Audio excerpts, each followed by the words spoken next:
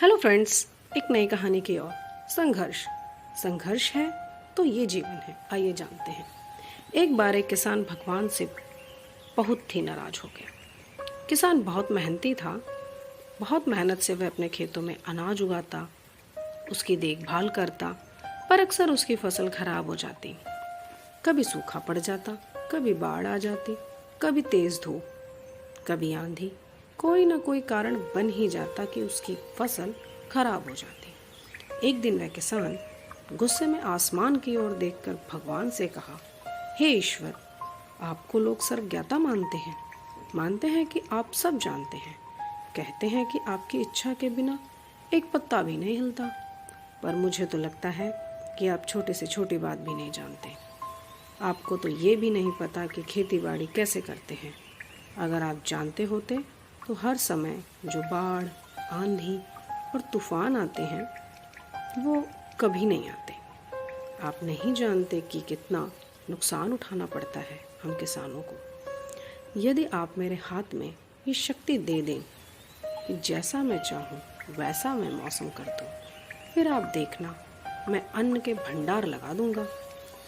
भगवान इस किसान के तीखे वाक्य सुनकर मुस्कुरा रहे थे और वह किसान के सामने प्रकट होकर बोले, मैं आज से तुम्हें ये शक्ति देता हूँ कि तुम अपने खेतों पर तुम्हारी जैसी इच्छा हो तुम वैसा मौसम कर दोगे। मैं बिल्कुल भी दखल नहीं दूंगा, तुम्हारी इच्छा से सब कुछ होगा। किसान बहुत खुश हो गया। किसान ने गेहूं की फसल अपने खेतों में बोई। जब उसे लगा कि खेतों को धूप चाहिए तो खेतों को धूप मिले, जब पानी बरसना चाहिए तब पानी बरसे। आंधी, तूफान, बाढ़, कुछ भी उसने अपने खेतों पर आने नहीं दिया। किसान के खेत में इस वर्ष ऐसी फसल हुई जैसी कभी नहीं हुई थी। हरी भरी लहलहाती फसल। मन ही मन वह बहुत खुश हो गया और सोचने लगा, जब सबूत के साथ दिखाऊंगा भगवान को कि इसे कहते हैं शक्ति का सही उपयोग, मेरी सफलता देखकर उन्हें अपने नियम बदलने पड़ेंगे। कुछ दिन बाद गुजरे। फसल कटने को तैयार हो गए।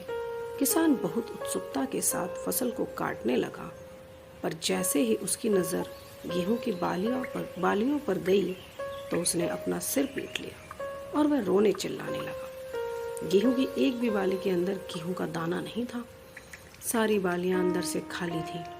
किसान बहुत दुखी हो गया। उसने भगवान को रोते हुए फिर पुकारा, हे प्रभु, तुमने ये मेरे साथ क्या किया?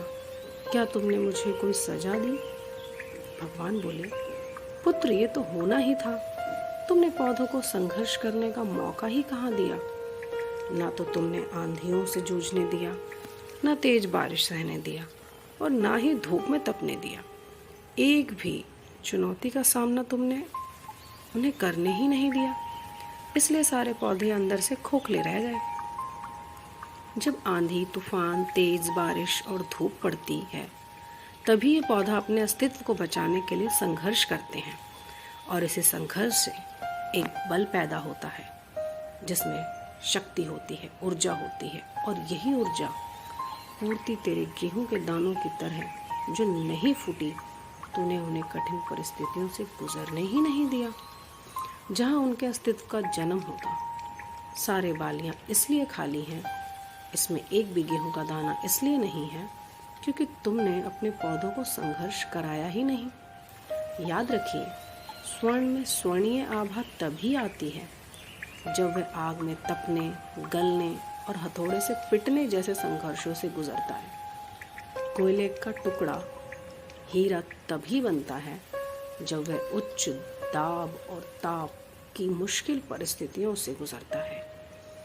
इसी तरह यदि हमारी ज़िंदगी में कोई संघर्ष ही ना हो, कोई चुनौती ही ना हो, तो हम भी गेहूं की बालियों की तरह खोखले रह जाएंगे। कोई अस्तित्व नहीं होगा हमारा।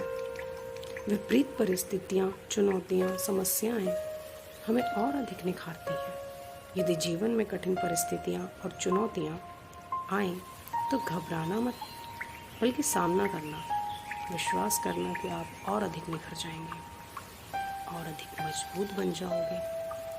किसी ने कितना सही कहा है, जिंदगी जीना आसान नहीं होता, बिना संघर्ष कोई महान नहीं होता।